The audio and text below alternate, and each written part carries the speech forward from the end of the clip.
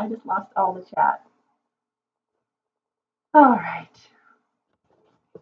I apologize for the technical difficulties, guys, but this is it just won't go into the normal way. I don't know if it's always I've always had the same like I've always encoded it. And that's really weird. Because one person is watching now, and I lost all that chat that you guys had earlier. Sorry, guys. I lost all your questions. Bummer. Oh, there we go. There's one person. Hi, Gregory. So I don't know what is happening. It looks as though you probably can't see me at all, but we'll just do kind of a podcast. I don't know. It'll be strange. I'm 43 years old. I am told that there is an upper age limit of approximately 36 when learning larynx dropping vocal technique. Is this true? I don't think so. I don't think so at all. I think that over time, our technique does become more deeply ingrained, and sometimes the longer we go developing a certain muscle memory, the longer it takes for us to kind of backtrack and unlearn that particular coordination. But it is certainly not impossible. So I wouldn't say that there is an upper range limit. I've seen singers who have started learning classical singing and actually have gone on to study it in conservatories, and I know most conservatories don't take students beyond a certain age, 20 something. But I actually worked with a student who was in her 30s, and she was a new singer, and within a couple of years, she was able to get into a university program, for example, and she was able to learn classical technique even in her 30s, and went on to a semi-professional career. So I think it's definitely a possibility, and I think it depends too on what is going on with you, generally speaking, with your coordination. Do you have a high laryngeal approach, generally speaking, in your speech and your singing? If your larynx is chronically high, it will be more difficult for you to lower it. But I don't think it's an age factor so much as it is habit, and how long habit has been, how long you've had that particular habit. Something went wrong. You couldn't see anything that we were saying. Yeah, I don't know what happened, Justin. Robert, hi, Robert. Oh, thank you so much. Um, yeah, it's really nice. It's nice having you follow me, and I see your comments and stuff. So thank you. Um, Yilik, I'm sorry if I'm butchering your name. Having trouble with twang, voice tenses up, and there is a little tickle in my throat that eventually causes me to start coughing. I think it might be because I'm forcing. How do I do it right? I think you're right on the money there. I think that you're probably forcing. Generally speaking, when we get that little tickle inside our throats, it's because we're pushing too much air. So in that case, I would start going for more of a softer sound. Like, don't aim for a vocal power. Let the resonance, that ring in the voice, make your voice carry, as opposed to you trying to force loudness into the sound. So even just going into like yeah yeah yeah, getting that little bit of that kind of sound in there, bringing the level down, like not going yeah and try to get like really heavy with it, might be helpful. Playing around with some of the sounds that just naturally use twang, meow meow meow, right? And feeling how that coordinates, feeling how your breath coordinates. Meow, meow. How does that feel inside the throat? That's kind of how it should feel when you're singing vowels and vocal phrases. And I think if we go back to some of these more primitive sounds and these experimental sounds, oftentimes that helps us to figure out how we're supposed to coordinate our bodies. Um, yeah, hopefully that helps. I imagine that that's just what's going on there. If your voice is tense, yeah. So hi Sam, Samuel again. Is it working now? I don't know if it's working. I don't see myself on the screen. I see myself on the OBS screen. So what I'm probably going to do next time is I'm going to try to just use that Google Hangouts instant stream and see if that works instead. I don't know. I think YouTube might be trying to force me to use that instead of something else. Let's see. Max hit. Hi, how are you? I know you. What is the best way to stay in a strong mix on closed vowels like oo and e on high notes like A4 and B4 for Emil. Kind of like what we were talking about with twang there. Oftentimes what happens is as we go higher and we want our voices to be nice and full, the first thing that we start doing is we start forcing and we start thinking big and loud. And I think it's better for us to start from a smaller space, smaller place, technically, and growing it from there because we tend to overpressurize our sound a lot in the upper range. And the E's and Oo's are not great higher mixed vowels. They really are head voice vowels on account of their low first formants. So they are a little bit more difficult to stay in more of a mix rather than a head voice. So what I often do with those vowels is I will modify them. So I will, add a little bit of a mixed vowel sound, like It sounds really odd to speak it that way, but I'll fiddle around with the vowel until I find the vowel that opens the vowel just enough to make it less heady. And I'll even use sounds like with the oo. Sometimes I'll even use, and it sounds like the opposite should happen, but I'll use like ew, ew, and that little bit, even though it's kind of like an e in front of it, I often find that helps to create an oo that sounds less head voice and more speech like. And that's kind of how I do it. Is I depressurize a little bit, build on the technique there, let that grow just kind of naturally, and then I tweak the vowels just a little bit to make them work for the pitch and for the loudness of the dynamics. Let's see, Robert. I'd like to know what you think of Sonata. I actually am not familiar with him. Sorry. I will have to go and check him out later on. Tony Kako?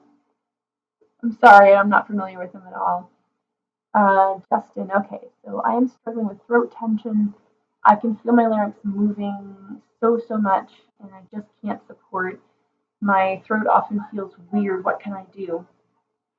I don't know if we're talking like a muscle tension dysphonia, if this is a chronic thing where you're oftentimes if the larynx is just kind of sitting up high. If the larynx is moving a lot, that may just mean that it's not a muscle tension dysphonia. To me, when the larynx kind of chronically sits in a higher position, that's more like muscle tension dysphonia.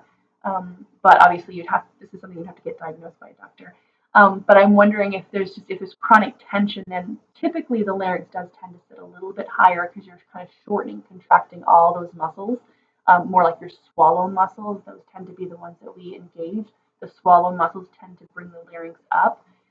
If your larynx is just really unstable and kind of bobbing all over the place, that is often indicative of breath management issues. So I would focus on the semi-occluded sounds, doing a lot of straw work. And I know sometimes it feels like it's unproductive because you're just blowing bubbles and then making sound into a straw or into like a water. I would do it in a glass of water. I'm holding up a glass of water like you can see me. I'm thinking you still can't. But I would, do that because that kind of teaches the instrument a little bit about how to keep the pressure steady. Especially you want to be watching for the bubbles to be rolling really nicely, and also the bubbles should come at kind of even. The timing of the bubbles should be even, and they should be roughly the same size, for example. And you'll see actually with some singers, I've seen this with a few, where the bubbles stop at points. There's a little bit of a glitch in their breath management. You can tell that they're not using their breath really effectively. It's not very steady and consistent. So that's one way. And the V's are my favorite. That sustained.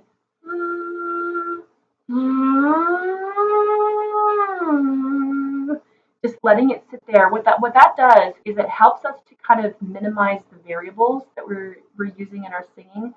It keeps the vocal tract consistent because you're sustaining the same semi-occluded sounds, and the teeth are on the lower lip, the upper teeth are on the lower lip, and that in turn helps us to find a consistency and a stability in our resonance that creates that nice positive back pressure inside the vocal tract, helps us to get the vocal folds cooperating more effectively, finding a better balance. And also those semi-occlusions, especially the V, because it is so closed compared to some of the other semi-occluded sounds, is With the V, I find it's really hard to squeeze against that. It's almost like if you blow up a latex balloon and you push from the outside, you try to squeeze. It's almost impossible because there's still so much air pressure pushing out like outward on the walls of that balloon. It's the same as the throat. Is when you have the semi-occlusion, you have that positive back pressure. That back pressure makes it more difficult for us to really constrict those pharyngeal constrictor muscles, to tighten them, and that in turn helps the larynx to kind of sit a little bit lower and a little bit more stable inside the vocal tract. So I think that's probably one of the best things to do. It feels weird. I'm not sure what you mean by feeling weird, but I would start working on that. It's just a good way to kind of tackle it from different directions. So you're getting the breath, you're getting vocal fold closure, you're getting the resonance and such all kind of lining up correctly. Gregory, you're welcome. And Samuel, let's see. My computer's not okay. Let's see. Lost where I am. Okay, there we are. Samuel, my question from the previous live chat was how do you do? And do you have any new ideas you come across, any new music related stuff or even philosophy idea you found important lately? Um, my big theme as of late has been trust. Um, I found it. I found myself saying this to several students over the last couple months, and finding like as I watch them sing and as I watch them try to work through um, and do the work of learning, because it's really they have to do the work, not me. I'm just kind of helping to guide them, but ultimately the job of working is up to them. But I often see signs that hint at the fact that they don't trust their voices.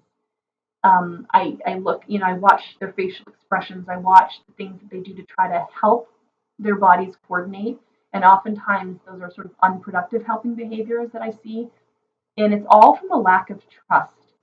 And what I find is, again, when you start to sort of find something that works, stabilizing the vocal tract with the V's or the French nasal vowels where you're keeping everything relatively stable, suddenly they start coordinating better through, especially through the passaggio, through the break area. And then all of a sudden I notice that they start to accept that as a possibility in their singing. And in the end, they start to trust their bodies more. But I feel like the body intuitively knows how to coordinate, and we've just done so much to interfere with that intuition that we stop trusting. And I see this with students. I was working with a student last week who was doing all sorts of interesting things with his breath management, because that's what he thought he was supposed to do, and he was tensing and tightening, and it was just a mess. His breath management technique was a mess, and I just had him not focus on breathing at all. And we just did these semi-occlusions and things like that that almost in 100% of the cases helps the singer manage the breath perfectly. So we don't have to do anything. We don't have to train our bodies per se. Obviously, there are things that happen differently. We need to enhance our breathing as compared to speech because we are singing at higher pitches and sustaining louder tones and longer tones and such. There are obviously things that we have to do to augment that and it will enhance that. Excuse me. But we don't have to start from scratch. And I think that's what happens is we tend to sort of separate speech from song and song from speech, and then we think with singing we have to completely start from scratch and learn how to breathe all over again. But I don't believe that's true. I believe that our bodies just know how to do that. If we just trust them, they will cooperate for us. But we do tend to interfere a lot, and that's when it becomes, I think problematic for us, and that's when we run into more problems and more frustrations. Let's see. John Prop, hi. Haven't watched your vids in a while. Good to see you again. Yes, I was explaining in the previous one that I've just had a lot of things going on in my personal life, some pretty major changes happening, and so I just kind of I'm figuring out how to spend my emotional energy and my physical energy right now, and just trying to put it into whatever I really need to. And that means that YouTube has been a little bit on the back burner for a while, but I will get back into recording videos for you guys. And also with me having the bronchitis, it's been, yeah, it's been 5.5 weeks. And so, see, I've got a little tickle happening right now, so the cough's coming on. Healing up slowly. But yeah, I have not abandoned you guys, and I don't know if you noticed that not this past Friday, but the Friday before we hit the 10,000 subscriber mark. So that was very exciting. I think to be able to move into 10,000 subscribers, and that I think is a good motivating thing for me to start producing videos for you guys again.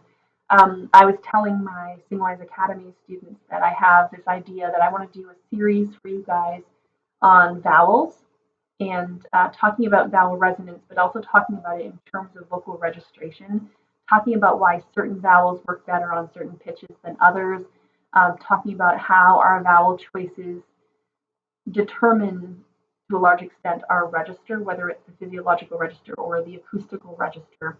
Talking about, what vowels are good for belting and what vowels are good for head voice, for example. And I think that's probably one of the most critical things next to breath management that we can learn as singers, is to figure out why certain vowels work on certain pitches, and knowing, what is a good belt vowel and what's not really can help guide us to developing better belt technique, for example. So I do plan to teach a series on that, maybe a good 5, 6, even 8 videos on that topic, broken down into smaller, little teachable components. And I think that would be a good place to go. Sometimes I struggle to know where to go next with the techniques. I put so much information into all my other videos, and instead of saving it for like little just incremental tidbits of information for you guys, I just kind of like throw it all in. So I'm trying to come up with some manageable ideas, things that I can teach you, I think, pretty readily and easily without me having to use a lot of time and effort and energy that I just don't have right now. So, let's see. Where are we? Oh, and you have no idea. Lots of you just read that. So, am I missing things? Oh, no, there we are. Okay, Gregory, I can see you. Oh, that's awesome. I can't see me, but that's good that you guys can see me, or at least one of you can see me. I don't know what is going on with this at all. All right, Samuel, if I may, at which point your students stop being able to stay in mix? I mean, M1 mix, not heady mix, not M2 mix. Where's the range usually stop from with male students? So I think it depends on your approach. If you are singing open voice, where you're basically in a yell resonance coordination, you can train that M2 to M1 to go up a little bit higher, but the sound tends to get splattier as you get higher and yellier. That's the word. You get louder and louder and louder. It sounds more strident as you go higher. If you are approaching it more in like Wichikusa, like closed voice, as that sort of more classical approach, which is what I teach all my male students. I actually work a lot with male students, and I teach, regardless of what style they sing in, I teach them this idea of closed voice. I know in some of my videos, including the interview that I do with Professor Ken Bozeman, we talked about this idea of passive and active vowel modification and the turning over of the voice. And if you go to kenbozeman.com, you can see he's got some pedagogic resources there, and there's one where it talks about the approximate first formant locations for all the different vowels based on voice type, because our voice types really do matter in terms of where our vowels turn over. So I look at that, and in that case, when I'm training it that way, where I'm stabilizing, helping them stabilize the vocal tract, and then what's changing is the resonance and the relationship between that second harmonic and the first formant, but they're still essentially staying in the same physiological coordination, so still M1, but the resonance is tuning differently to more head resonance. I just lost where I was going with that. Oops. But yeah, if I'm training that, then the vowel itself is kind of what determines where that change happens. But I do find that for pretty much all of my male students, there is a pivotal point at which something's got to give, some change has to happen. And I find that that's generally around G. That doesn't mean that you can't be an M1 above that. For a tenor, that might be a little bit higher. For I teach a lot of like baritones, lyric baritones. For some reason, I do have some tenors as well. Um, but even with the tenors, I find like G is this sort of pivotal location for a lot of those singers, not because it's necessarily a point at which they have to move into M2, but because it's like where the physiological and the acoustical changes converge. And so that's the point at which it's sort of decision time. Like, do you go into open voice where it goes into yell, or do you acoustically close off that voice so that you can still create a nice full sound? It doesn't have to sound like Pavarotti. A good example of this is actually like Hugh Jackman when you listen to "From Now On" in the Greatest Showman soundtrack. He actually acoustically closes off his voice on those high notes, and I feel like for the style, it sounds a little too pseudo-classical. And I teach it so that we're sort of riding open and close, so it doesn't ever kind of get that dark in the sound. But there are lots of ways we can fiddle with the sound, right? Fiddle with the vowel. But he's a good example of somebody who, in a contemporary style, acoustically closes off. The reason why I suggest listening to that is only because it is so pronounced, which is not necessarily a good thing, but for, I think, educational purposes, I think it's really good to listen. You can hear how it has this specific contained sound, and yet it's really big. And it kind of does, it's a little reminiscent of Pavarotti. Even though it's not quite there, it's very close to it. So I won't say there's no upper limit. I think there is an upper limit in terms of how high we can bring M1. I had a discussion with somebody in a forum a while back, and I said, well, hey, I can bring my M1 up to, about my A flat 5. And that person suggested that maybe I wasn't actually bringing M1 that high, but that I was using um, a similar like closed quotient and compression in the sound that creates that feeling inside me of still being an M1. Not really sure exactly what it is, but if that's the case, then ultimately that's actually, I've achieved what I should be trying to achieve, which is matching levels of closed quotient between M1 and M2, so that it creates that auditory illusion that we are in fact singing in one register when we aren't. If we are singing when in fact we aren't. Put that in fact in the wrong spot. I don't know if that makes sense, but I think that there are changes that take place throughout the scale, and I think that we have to adjust accordingly. And I don't think there's any one particular place where we have to say, okay, this is where it changes. It has to change. But just like I said before, with there being different aesthetics for head voice, there are different aesthetics throughout the scale. And some people like that kind of the yell coordination. And I'm not talking like a belt necessarily. They like that sort of strident sound. And some people like the sound to be a little bit more acoustically closed, where it, the larynx doesn't get as high, it doesn't get as bright.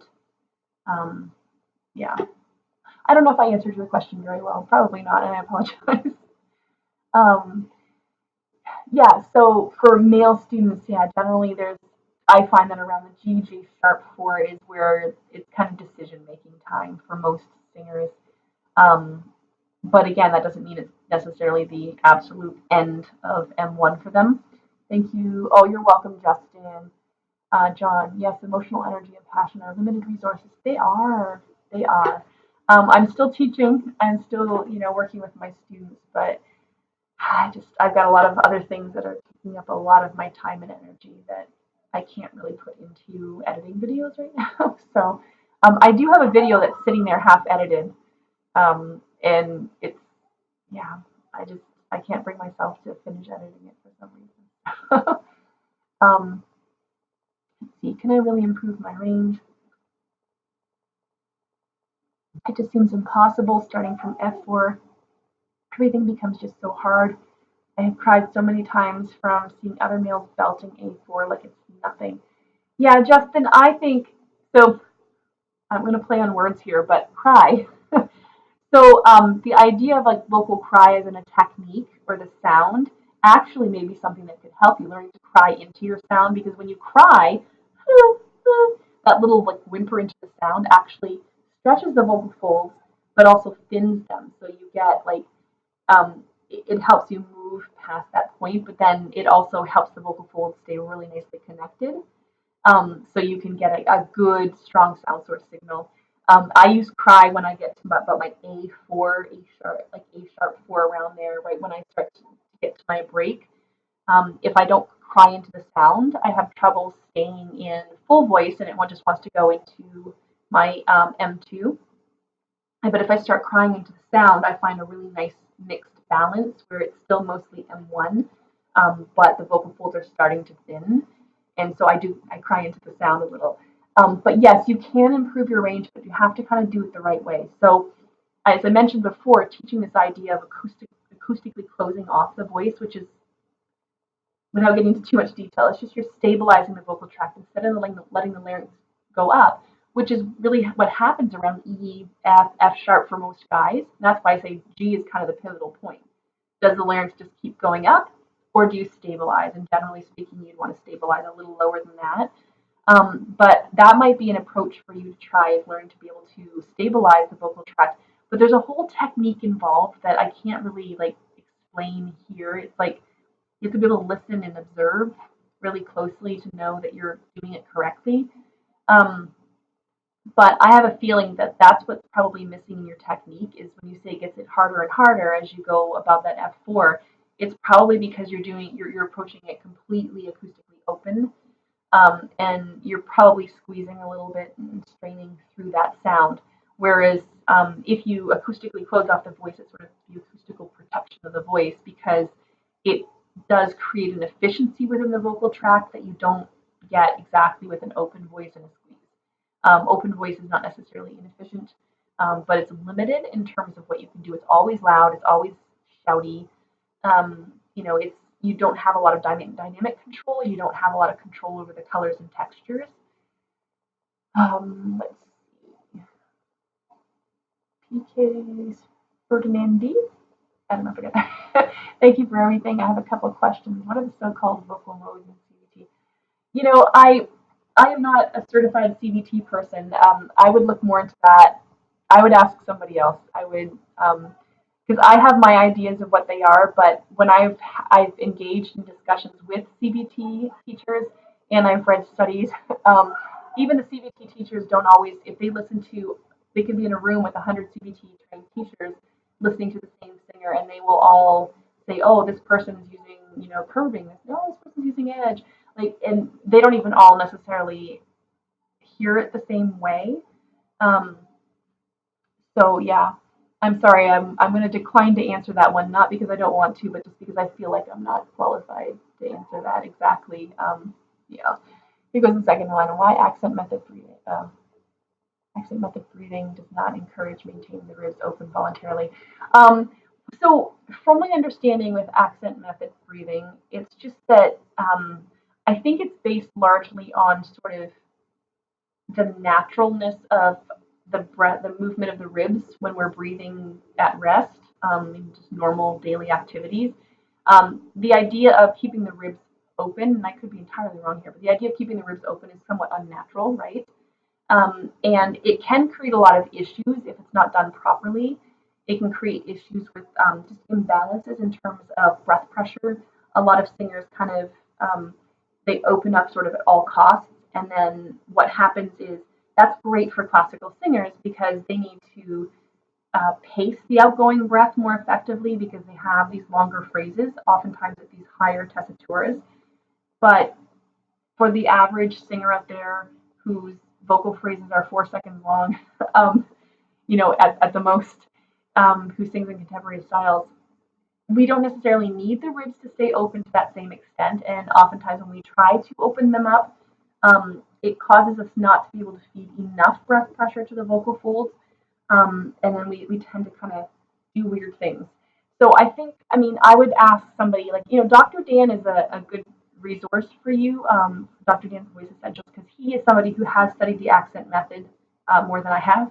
And he could probably tell you, because I believe that's the method he uses in his own training with his students. Um, and he has a live stream tonight. I'm one of his moderators on the live stream. So if you are around, and it's at 5 o'clock, it's midnight. So yeah, another 7 hours, something like that. Um, so if you're around, then I would encourage you to go into his live stream and ask him tonight, and I'll see you there in the comment section at least. But yeah, so I think it's just the idea of just with accent method, it's more letting the body kind of intuitively guide that sort of the natural rhythms of breathing.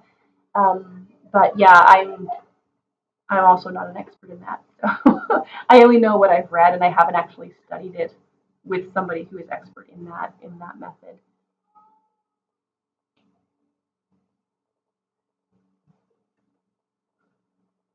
All right, Samuel. Yeah, you said you were talking about open voice, not closed voice. I don't remember exactly what you were specifically saying with your question, Samuel, but my point with open and closed voice is that we have choices, we have options in the upper range, and each of those options, I think, has certain benefits and certain limitations. And I teach all of my singers, regardless of the styles in which they sing, to sing open and closed voice because I want them to have those options. I feel like you get to a certain point in the range and open voice just doesn't work anymore. And you need to start acoustically closing off. And there are times when, for example, you might want to sing a D4 and you don't want it to be loud and shouty. You don't want it to be a belt, you know. So in that case, if you want to be able to bring it down without having to go into M2 or falsetto, right, then open voice is an option because it gives you that dynamic flexibility of being able to bring down the dynamics, right? Bring down the amplitude of the sound and still remain in full voice. So that's why I say train it both ways, cross train that, and you will have so many more options on your artist palette, your technical options and artistic options. I feel like I'm drying out. Wow, it's almost 5 o'clock. Wow. Okay. Where are we? Sorry, I'm having troubles reading apparently. All right, so PQS Ferdinand. Okay, the last one. I'm really into vocal pedagogy and would love to do that for a living. Do you have any pieces of advice? Thank you so much. Your content is amazing. Oh, thank you so much. Um, Learn everything you can. Just soak up everything. I am self-taught. I mean, I've had voice training, but in terms of vocal pedagogy, I started teaching students and I didn't want to fail them, and I just read everything. And it took me a little while to kind of wrap my mind around things, and to really have everything start making sense. And then I started just to develop my ears and my eyes. And you really, in order to get really good with it, I think you have to have a certain knowledge base, but then you have to also have the experience actually working with different singers and learning to be able to diagnose and learning to be able to sort of reverse engineer sounds and understand how those sounds are made. But soak up everything you can. Really good, trustworthy pedagogic resources, whether it's on YouTube or in books. That would be a good start. But I would, if you're really serious about getting into teaching, I would encourage you to take some sort of training program, whether it's like here, I've got this in front, like the Shenandoah, you know, CCM pedagogy, the CCM Vocal Pedagogy Institute, like something like that that isn't necessarily like a certification per se, but you will learn a lot. Like this program coming up in July, right? Respiration and phonation for CCM singers. So you can learn about how that differs from classical, for example. Ingo Tietz is going to be there, and I can't go, and I'm so annoyed because I would really love to meet him. I've met Johann Sundberg, Ian Howell, Ken Bozeman. I just haven't met Ingo Tietz yet. Not in person, but he's got resonance and articulation for CCM singers, understanding probably again how that differs from classical, because so much of the pedagogy out there, the pedagogical resources are really geared toward classical singing, and there's nothing wrong with that, but we do have to understand that there's a different shaping involved, and the breath is a little bit different, than styles and performance and practice. I mean, that something like that would give you a really good overview, would give you some pedagogic tools, and there are lots of those types of things happening all over the country. all over, probably wherever I don't know if you're in the US or not, but you will find things like that.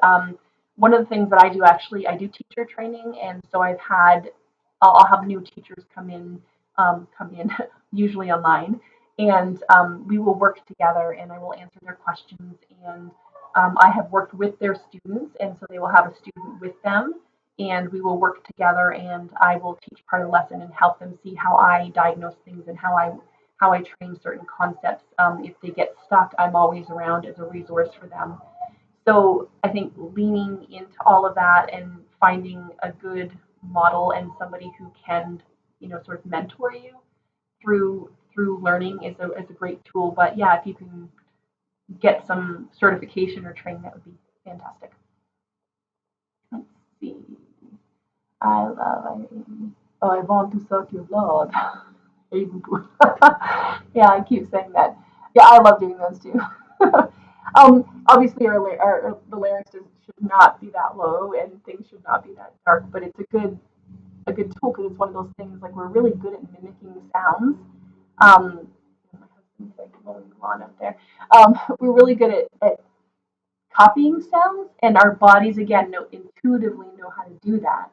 But then as soon as we're like, okay, I want you to, sing with this darker sound, it's like, and they can't do it, right? Because they freak out and they're like trying to micromanage their technique and it never works. But sometimes you just throw in something fun like this and it's like next thing you know, it's like, huh, you just sang that with a low larynx.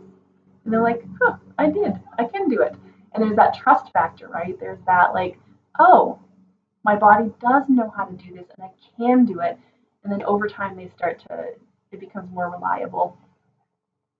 After talking with Ken Bozeman, did you start using a lot of his methods of your channel? Oh, thank you, Singer from Hell. Oh my gosh. That's an interesting name. Well, yeah. So I've been communicating with Ken for a little while, and we're connected on Facebook. And I had that interview, and I had read his books first before I ever even had that interview with him. So I would say that they're influential in the idea of passive vowel modification. I think was a really big thing for me was the idea of not actively modifying the vowel, but stabilizing the vocal tract and letting the resonant shifts happen. And then that in turn creates slightly different timbral qualities to the vowel. That was kind of eye-opening. One of the techniques that I did pick up from Ken though, was in the interview he shares he did this at the NATS conference last year too, but he shares a video of one of his sopranos, and he was talking about how as the jaw starts to lower, so for females as we get up to the top of the staff, our harmonics are spaced so far apart that we have to start making slightly more radical changes to our vocal tracts. In particular, a lot more jaw lowering to help us um, tune our resonances more effectively. And so one of the things he was talking about when you start to kind of do that, right, that means that the tongue is kind of sitting down, right? It's going lower with the jaw. So he teaches kind of a lifting and fronting of the tongue when the jaw starts to lower to kind of counter that, so it still sounds a little bit more like its speech-like quality. Um, and that was kind of interesting because I have some classical singers in my studio, or who sing in like liturgical type choirs, and helping those sopranos with that it's been kind of fun because it's like, well, what happens if you front the tongue a little bit? Oh, that works better. So it's kind of fun to play around with little techniques and things like that, and not have to actively modify it because to try to find like a very specific modification can be really difficult for some singers. James, I always thought of the CBT modes and technical terms for speaking, crying, shouting, and screaming. Yeah, I would agree with you, James. And I think, didn't you and I have this discussion one time, James, about how CBT just kind of threw these sort of random descriptions or words to describe these sounds that people have already been describing as screaming, twang, like whatever. Because it's almost like reinventing the wheel in some ways. I like the CBT method, don't get me wrong, and I like how complete. That was really not a pun intended. But I do like how complete it is in the sense that it encourages the singer to explore all different sounds, all different modes, all different ways of using the instrument. I think that is great. and a lot of it is science-based, and that's also something that I love and encourage about it. So yeah, but I just think that for me, I think the nomenclature, the terminology just creates a little confusion unnecessarily for singers. Seeking metal, CBT isn't really credible with what they're doing. Ah, that just moved. Where are we? Credible with they're doing. They're mostly muddying the waters around. Exactly. So you were kind of saying the same thing there, King Metal. That I think the vocabulary itself is confusing. I mean, but it's just like any vocal method, right? I think that there are good things and bad things. That we take the good and we just leave the bad instead of throwing the baby out with the bathwater, so to speak, right? I think that their CBT is doing great things, and I would actually love to study CBT just to understand more a different approach. I love to study different methods and different approaches because it gives me more options in my tool belt as a singing teacher, and it allows me to help students a lot more effectively when I've got different options and even sometimes different ways of describing things. Just the vocabulary that we use, sometimes students just don't connect with it. And so if we have a number of options, number of different ways of describing something or labeling something, sometimes something just kind of suddenly clicks with them and it makes sense. And so I think it's good to explore different training approaches and then just take what we like and take what we feel fits with our needs as singers and teachers. Also, they don't submit their studies to peer review, so there's definitely something fishy going on.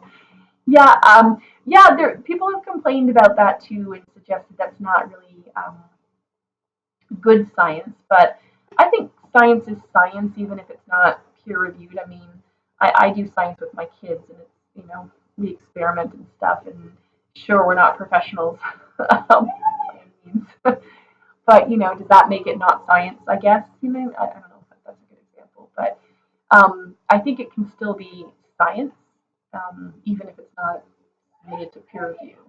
I don't know. But and don't get me wrong, I'm like a science nerd. Um, but at the same time, I think I guess if you look at it in terms of is it working? Is it helping singers make the sounds that they want to sing in a healthy manner? And if it is, then I guess where is the harm in not submitting their studies to peer review? I guess I don't know. That's my view. It's a very unsciency view. Let's see. Yeah, I'm not sure I buy into their method wholesale. Yeah, I mean, I've seen good things in it, and I've seen things that make me wonder, but that's okay. You know, I'm sure that not everybody would love my approach to things too, and it wouldn't work effectively for everybody. Um, I'm looking forward to that series you were talking about, types um, on that harmonic pairings, vowels, in different parts of the range. Okay, yeah, M1 and M2 especially. Yeah, and I'm going to talk about how basically how the vowel influences things. I'm going to get on that. I'm going to get probably. I wonder if I can even start recording some of the series this week. Possibly. We'll see how my schedule goes this week. With things going on, I have a little bit of break in what I'm dealing with, so cross my fingers that the break continues. All right. Some really useful information. It's dorsal visual cortex controlling that. Okay. Oh, interesting. Yeah, to Isaac. I teach distorted singing. That's why the name is this. Haha. Ah, I see. All right. Um, okay. Would you be interested in having a teacher talk at some point? Yeah, absolutely. So that's one thing I don't specialize in is like extreme sounds. I mean, I have the Melissa Cross, the Zen of screaming. But yeah, when somebody's interested in learning distortion and other sounds, I send them elsewhere when they're ready to. I can't be expert in everything. It's just not realistic. But yeah, I would love to learn also more about extreme sounds. Thanks for your answers. Why do classical singers feel more ease and comfort singing high notes with a lower larynx if a low larynx isn't really necessary for high notes besides classical resonance? Yeah, that's kind of a catch-22 in some ways because um, a lot of it is that it's the aesthetics, the aesthetic aim of classical singing, that chiaroscuro timbre, that where there's a balance of bright and dark sounds, is what really ultimately makes it critical to have a comfortably low, stable larynx throughout the range, or a good portion of the range.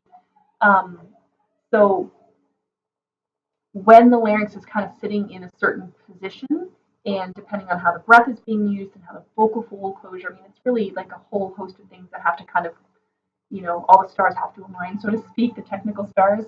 And when they have that, there is an incredible efficiency within the vocal tract, and the resonance is tuned extremely effectively. But again, classical singers generally have to self amplify.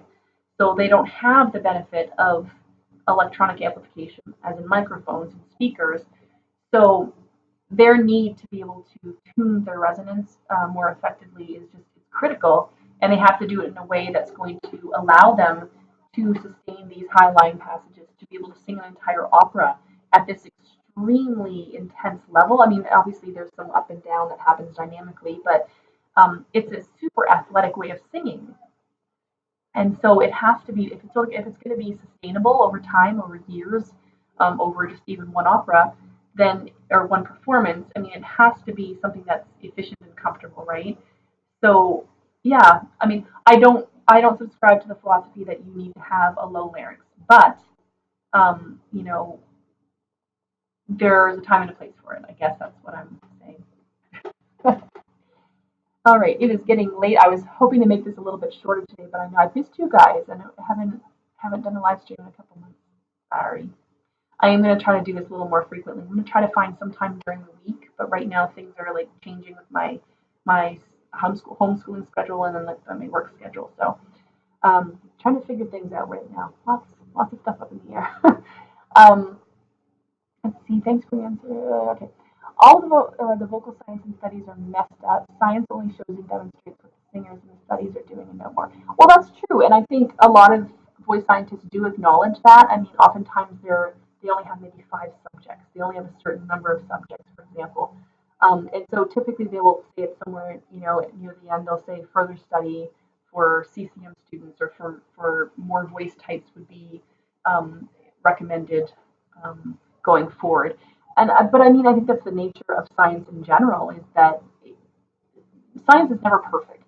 I don't think you can have the most carefully constructed experiment or study, and there's, I mean, there's always room for improvement, I think, and such. So yeah, and I don't know if the funding is always there, to be honest with you, for a lot of voice science. And I mean, I think even finding suitable subjects for these studies, and then imagine like trying to sing with stuff like strobes and like and things poking into your vocal folds.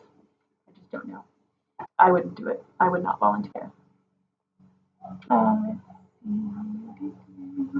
People will read studies done on singers that are not singing in the most optimal, efficient way, and then take the study's actual pedagogy without looking at the big picture. So I never look at a study really as pedagogy. I look at it as an interesting discovery, or interesting information, I think, but then I have to synthesize that information. I have to figure out what to do with it. And how does that apply to how I teach a student to sing a certain way. So yeah, I guess I look at science a little bit differently. I think it's intended to inform, but not necessarily to provide me with everything that I need to be able to help my students achieve their technical and artistic goals. Don't use that. I don't know what that was. Um, I don't know who the she knows nothing on the ventricular. Awesome. I don't know. Are you talking about Melissa Cross? Are you talking about, yeah? It was all, oh, okay, never mind. I'm not gonna say it. I'm not gonna say it. It was just one of those things like, yeah, I'd like to learn a little bit more. Um, so I'm assuming you're talking about Melissa Cross, but anyway, awesome, Kevin. How do I get more focused, stronger vibrato? So the only way that your vibrato is going to sound fuller, stronger, is for you to have um, like a stronger sound source signal to begin with. So you basically need the vocal folds coming together really nicely, really healthily, and then obviously as part of that,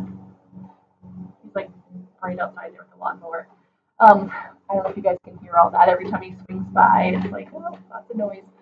So part of that is breath pressure, right? So there's a correlation between how firmly the vocal folds are together and how much pressure is building up beneath them, right? So when we have the vocal folds together for longer, like a longer closed quotient where they're making contact with each other for longer during the vibratory cycle, we're going to get more pressure building up underneath there, and we're going to have a little less transglottal airflow, so a little less air is flowing past the vocal folds and out the vocal tract. So there's this whole correlation there.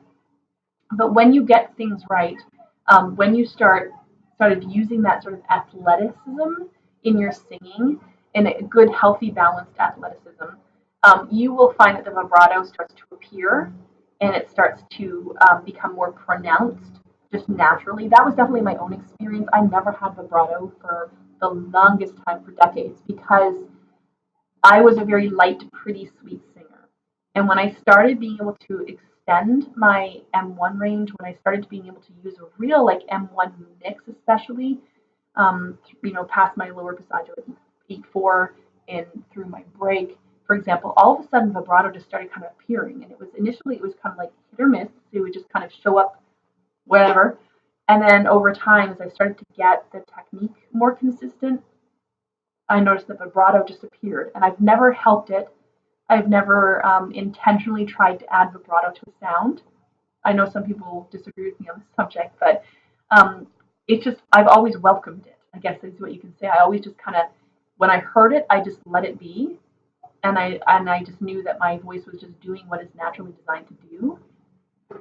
But it took me learning to be able to find a little bit of that athleticism to get the vibrato, because a lot of teachers will tell you that the vibrato is probably already there. I know Richard Miller had that philosophy that like don't assist your vibrato, it's already there.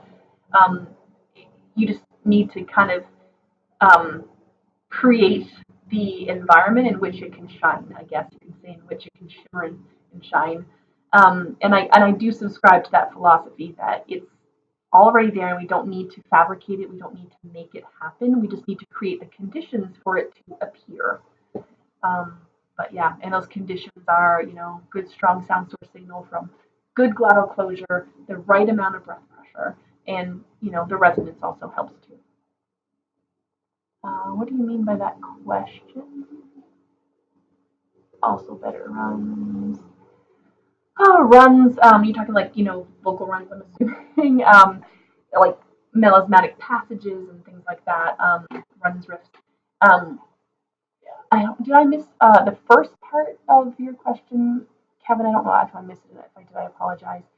But runs and riffs to me are agility. That is the primary skill that you need to develop. And with agility, it's really important for you not to weigh your vocal instrument down too much, because when you do, I always say it's like kind of walking up, hill with like lead boots, right? They're really, really heavy. So the voice can't just move very agilely. So we need to kind of get rid of those boots and run barefoot up the hill. And then, we're gonna have that flexibility in our instrument.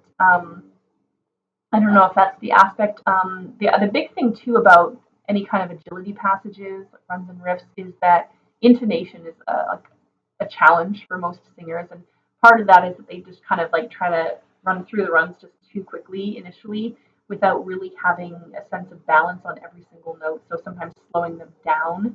That's one of my first approaches, is just slow down the run, and just sing each note, make sure that you know exactly where you need to go, so you can anticipate those little minute adjustments, the graduated adjustments that you have to make with your vocal instrument, and then you will have a better run or riff. But those are my two pieces of advice for that. I really enjoyed the stream. Oh, good. Thank you, Gregory. James, thanks. Oh, thanks, James. Haha, yes, exactly. See, I don't know.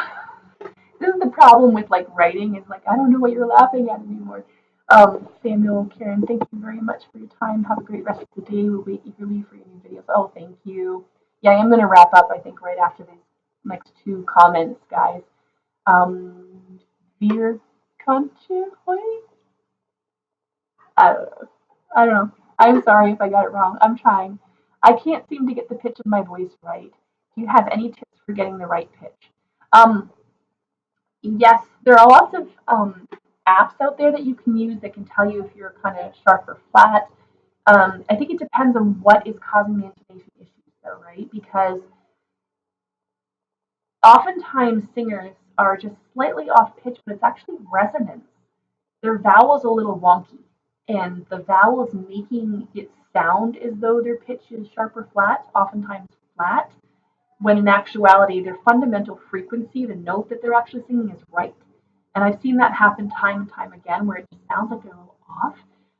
But also, is it happening in a certain part of your range, for example, right? So oftentimes intonation will go wonky when you're going through your passaggio, and there are a lot of these shifts that need to happen acoustically and physiologically, and you're not making those graduated adjustments. And so the instrument just oftentimes, like singers, sort of hit a pitch ceiling at a certain point where it's just like they keep going flat because they're just not making that last little bit of adjustment. I do have a video on improving your pitch. I can't remember the actual name of the video, but I do talk about the reasons why we struggle a little bit with pitch, and that may help you understand. Because I think in order to correct your intonation, I think you have to look at why your intonation is off, right? Is it that you're not hearing it? But generally speaking, if somebody knows that their intonation is off, then it's nothing to do with how they hear pitch. It's a technical issue. So what about your technique is causing your intonation to be slightly sharp or flat? Generally speaking, again, this happens around the passaggio, these sort of pivotal transition registration change points, and also like vowel quality. I guess like the vowels aren't right for the pitch, but they're also just, yeah, the articulator's doing funky things sometimes that are making it so that they create that perception of the intonation being even worse than it might otherwise be. But the pitch apps can work effectively for some singers. Learning to match your voice, if not to an instrument, then to another voice. Some singers do much better matching their voices to matching their pitch to other voices as opposed to an instrument. That may be something to look at. But check out that video. It's been a while. I mean, it's been maybe 2, 3 years since I posted that video, but there may be some good information on there for you. I haven't watched it in a long time. Samuel. Oh, I just. Okay. Do you think it's fine if, for example, I'm a soprano and my lower range starts to disconnect from my body around A3? It gets breathy, but I still support it. Is it still healthy? Possibly. Generally speaking, it's not good to be singing in a really breathy tone for a long time. You're using a lot of air past the vocal folds, and it can dry them a little bit, which can cause some um, rubbing against each other, like friction, which can be unhealthy over time. A little breathy singing here and there is fine. Um, I wonder, as a soprano, are you actually accessing your M1? Because oftentimes sopranos will carry their M2, so annoying. They'll carry their M2 all the way down to around A3, and that seems to be the stopping point. If that's the case, then you probably need to learn to be able to access your chest voice a little bit earlier in the scale, or higher up in the scale, I guess, as you're coming back down.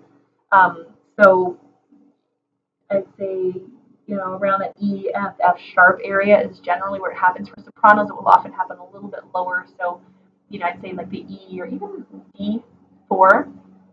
You should probably be back into chest voice by then. And then you'll probably find that the vocal folds connect more effectively if you're actually in the right register for the pitch.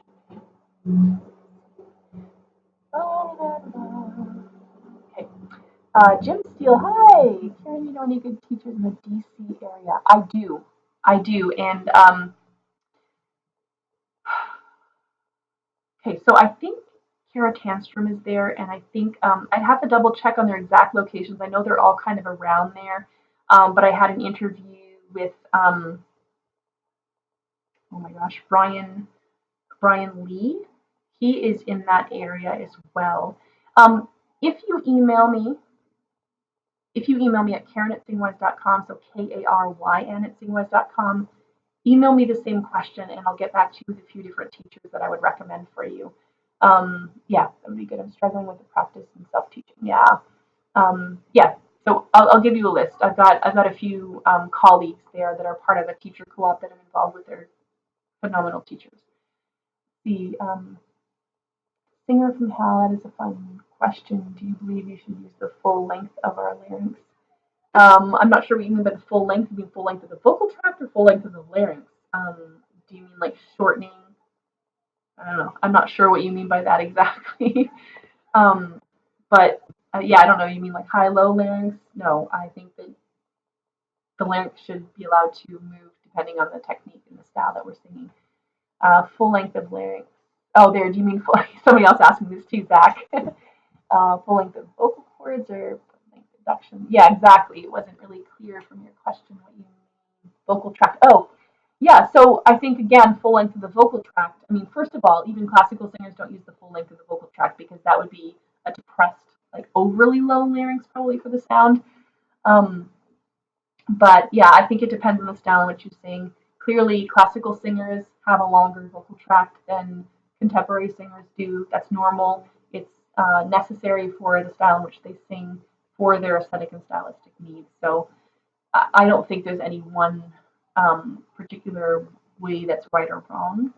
I just think that the length of the vocal tract is what ultimately serves our style.